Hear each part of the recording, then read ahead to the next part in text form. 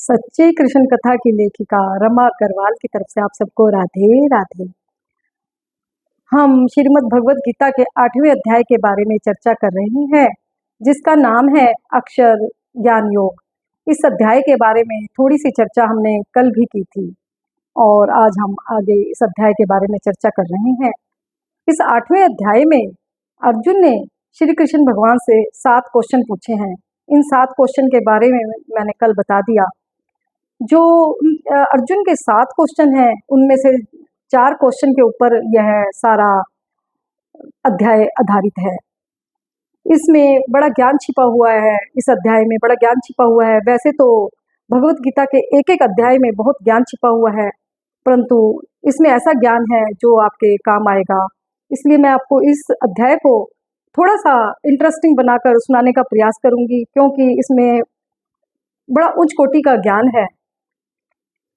और हो सकता है जिस तरीके से मैं समझाने का प्रयास करूं, शायद ही कोई और इस तरह इस अध्याय को समझाने का प्रयास करेगा। जो इसमें पहला क्वेश्चन आता है, ब्रह्म क्या है, यानी ब्रह्मा क्या है। ब्रह्म यानी परमेश्वर, परमात्मा। 2 प्रकार के भक्त होते हैं। एक तो सगुण रूप से, जैसे मूर्तियों की पूजा करते हैं, भगवान का नाम जाप करते हैं, संकीर्तन करते हैं, उस तरह भगवान की पूजा होती है। वे कई तरीकों से परमेश्वर की पूजा सेवा करते हैं। एक होती है योग साधना के द्वारा भक्ति। जो योग साधना के द्वारा भक्ति करते हैं, वह ओम का उच्चारण करते हैं और वह धीरे धीरे अभ्यास करते हुए अपनी बाहों के मध्य यहाँ पर एक ब्रह्म ज्योति के दर्शन करते हैं। इसके लिए एक बड़े अभ्यास की जरूरत होती है। और जब मृत्यु के समय भी ऐसे योगी अपने हृदय और मन को कंट्रोल करके अपने प्राणवायु के द्वारा अपना सारा ध्यान यहाँ पर केंद्रित कर लेते हैं और यहाँ पर उन्हें एक ब्रह्म ज्योति के दर्शन होते हैं और अंत में वैसी ब्रह्म ज्योति में लीन हो जाते हैं।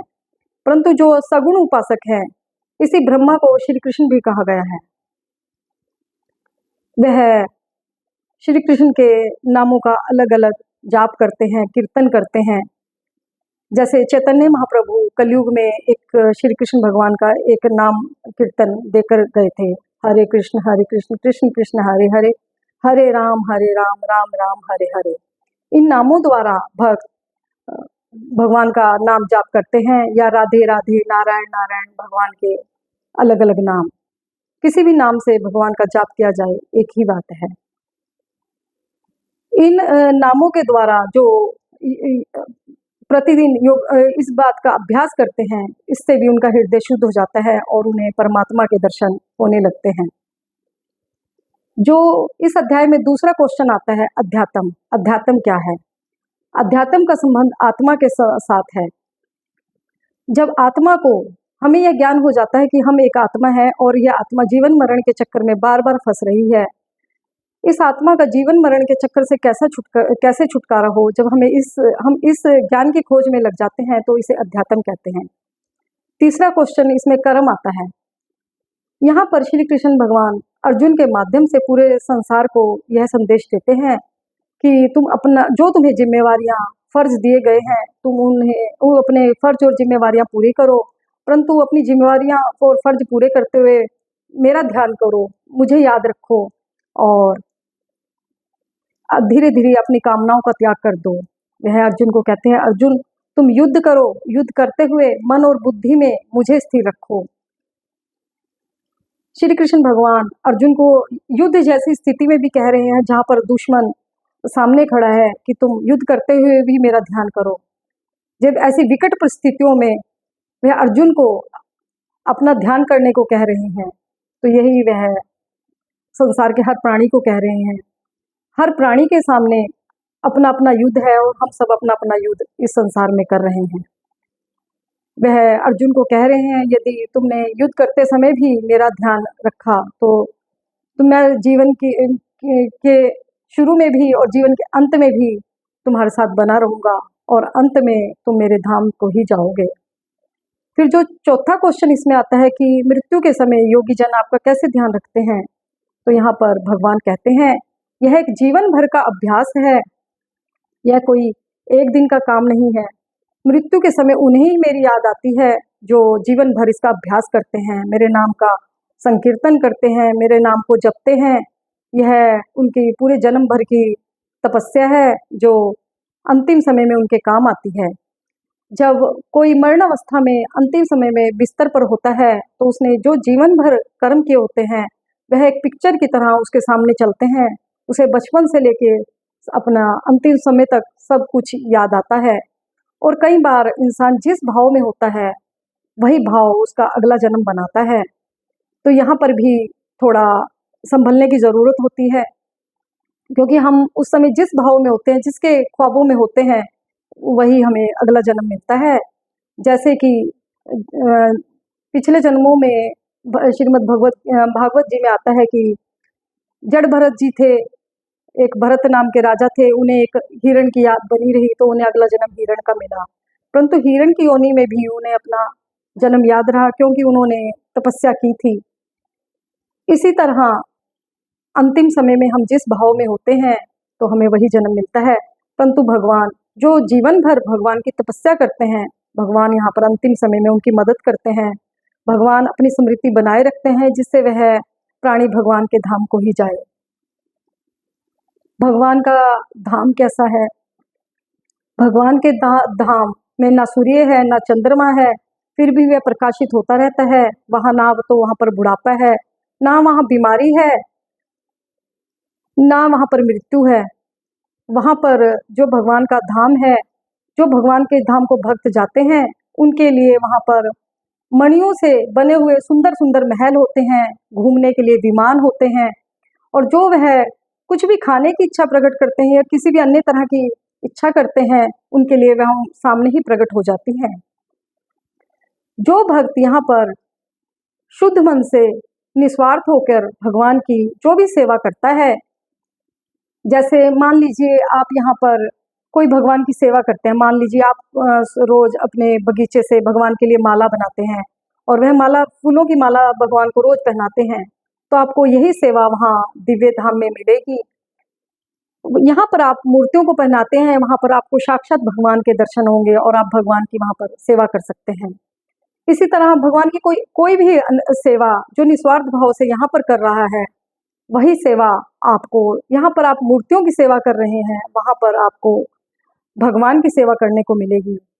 जिस प्रकार उदाहरण के लिए जैसे मैं हूँ, मुझे भक्ति का प्रचार का एक शौक है, ये कोई मेरा प्रोफेशन नहीं है, मुझे एक शौक है, तो मुझे यही सेवा जो निस्वार्थ भाव से की हुई सेवा है, यही सेवा वहाँ भगवान के धाम में करने को मिलेगी।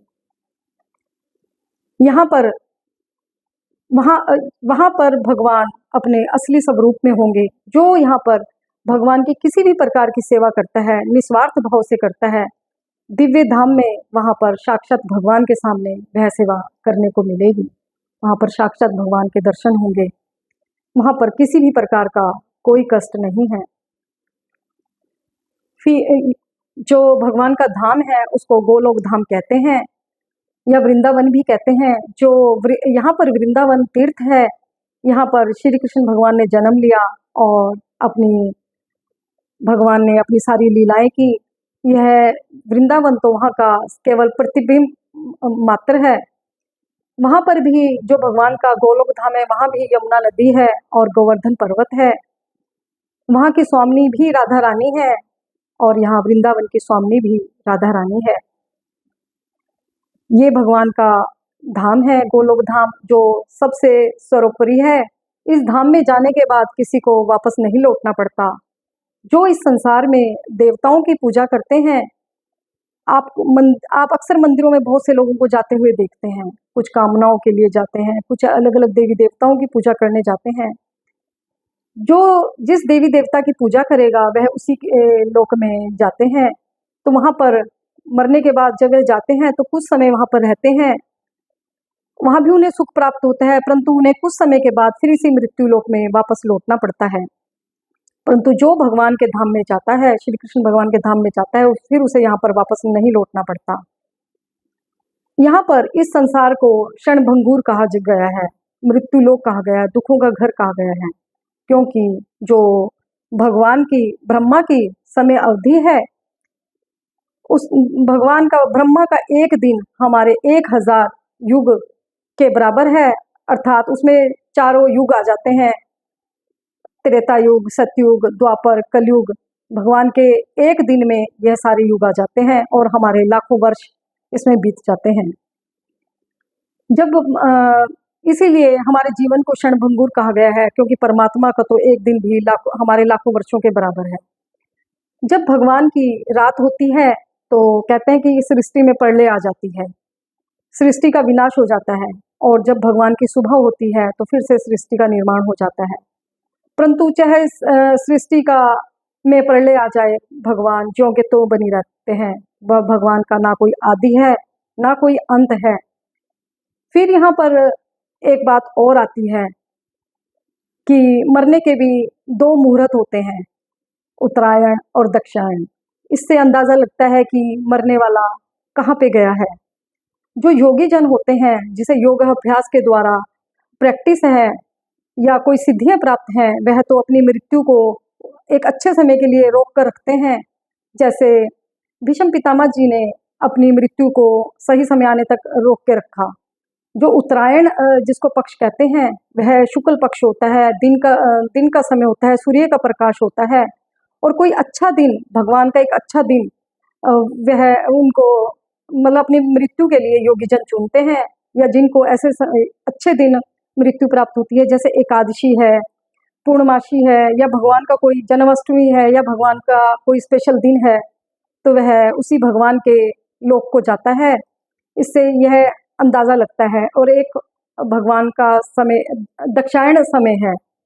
जो दक्षिणायन समय में मरते हैं, उस समय रात का अंधेरा होता है, धुआं धुआं होता है और कृष्ण पक्ष होता है। ऐसा मरने वाला व्यक्ति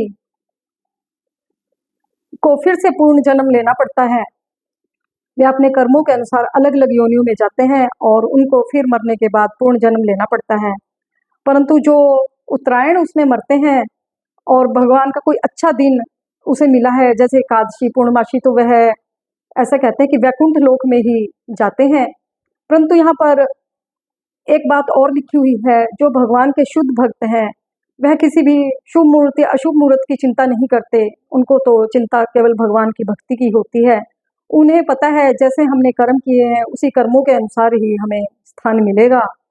तो शुद्ध भक्त इस बात की कोई ज़्यादा चिंता नहीं करते, और उनको पता है मृत्यु भी हमारे बस की बात नहीं है कि शुभ मुहूर्त में होगी या अशुभ मुहूर्त में होगी। परंतु योगी जन ऐसा कर सकते हैं, जिनको योग सिद्धियां प्राप्त हैं, वे अपने प्राणों को भी अच्छे समय के लिए रोक लेते हैं। परंतु शुद्ध भक्त इस प्रकार की कोई चिंता नहीं करते। उनको पता है जब उन्हें हमने अच्छे कर्म किए हैं तो भगवान उनको अपने धाम में ही लेके जाएंगे, और भगवान का धाम एक ऐसी जगह है जहाँ से फिर लौटकर प्राणी को वापस नहीं आना पड़ता। इसलिए भगवान के धाम में जाने के लिए और इस लोक में भी सुखी रहने के लिए और अगले जन्मों में भी सुखी रहने के लिए आप भगवान का खूब नाम उच्चारण कीजिए, खूब नाम जपिए।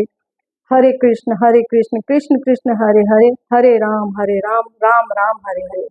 जो योगाभ्यास के द्वारा, मेडिटेशन के द्वारा कर सकते हैं, वे मेडिटेशन के द्वारा कीजिए, और जो एक सरल भक्ति करना चाहते हैं, वह भगवान का नाम जाप और संकीर्तन कीजिए।